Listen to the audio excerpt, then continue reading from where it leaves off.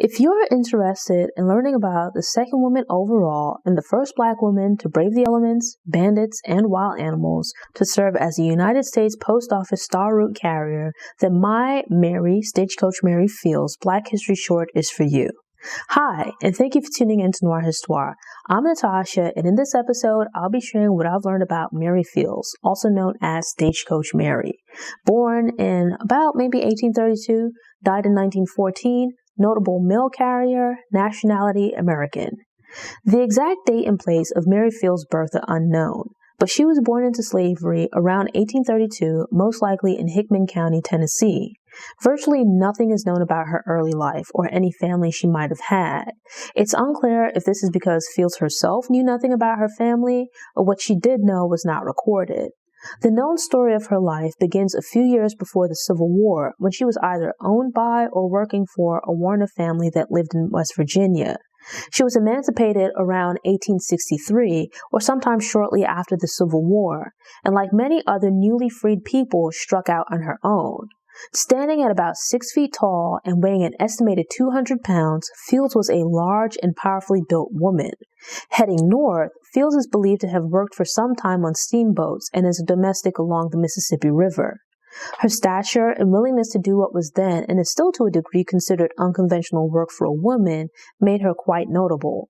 By 1870, Fields had settled in Toledo, Ohio, and found work at the Ursuline Convent, where she did laundry and managed the kitchen, as well as working as the groundskeeper. Exactly how or why Fields ended up working at the convent is unclear, though possibly being previously acquainted with Mother Mary Amadeus, the convent's Mother Superior, might have played a role, as she was related to the family that had kept Fields enslaved in West Virginia. Fields never became a nun and stood out at the convent not just because of her physical appearance, but also due to her demeanor. Upon arriving at the convent, when asked about her trip, Fields is said to have replied to one of the nuns that she would welcome a cigar and a drink. She had a fiery temper which caused her to fly into a rage when anyone walked on the lawn and led to clashes with some of the nuns over her pay.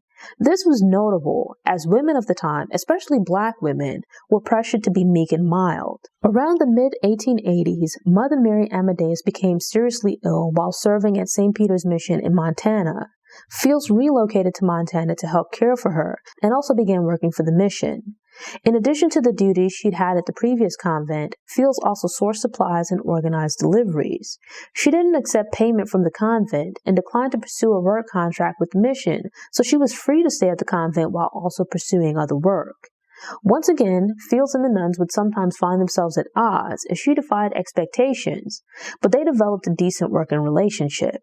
Yet things were a bit different this time, as the mission's leadership was less willing to allow Fields to carry on as she pleased. Fields lived at the mission, but also hung out in saloons in the nearby town of Cascade. An altercation with a local led to an argument where at the very least guns were believed to have been drawn, while rumors circulated that they fought a duel. This led to the local bishop banning Fields from the mission. Fields moved to Cascade, where she was the sparsely populated town's only Black resident until 1914. Some residents were offended by having a Black woman living in town who turned down domestic jobs that were typically associated with Black women of the time. She continued with her rabble-rousing and became more widely known in the area for her unorthodox conduct and pastimes. While Fields' nonconformist demeanor had led to her dismissal from the convent, the nuns still wanted to help her find work. The area was rather remote, and as the mission was located some distance from Cascade, there was a need for mail delivery, but not enough demand for a dedicated mail route. The United States Post Office Department contracted individuals in these types of situations as star route carriers. It was not only important for the carrier to reliably transport the mail, but to also protect the mail from would-be bandits and wild animals. As a hard-working woman with a tough demeanor and gritty determination who was very comfortable carrying and using a firearm, Fields was deemed a worthy candidate and given the job. And with that, she became the second woman overall and the first Black woman to serve in the position. Despite being in her 60s when she began the role, Fields worked in the position for 8 years, carrying a gun and braving bad weather and danger. She was given the nickname Stagecoach Mary due to her primarily delivering the mail with a stagecoach that had been given to her by Mother Amadeus. Fields used snowshoes and carried the mail by hand when the snow was too deep for the journey to be made by coach. By the time Fields retired in 1903, her reputation and legend had grown in the town, resulting in her becoming the local baseball team's mascot. Yet even in retirement, she continued to work, operating multiple businesses. When she died in 1914, the town raised funds for her burial and held a large funeral. Thanks for tuning in. Show notes and sources are available on the Noir Histoire website via the link in the episode description. I'm working on creating downloadables and infographics, so keep an eye on the website. These Black History Shorts are released every Tuesday, so if you enjoyed this episode and want more, subscribe to this channel, click the notification bell, and check out my Black History Shorts playlist.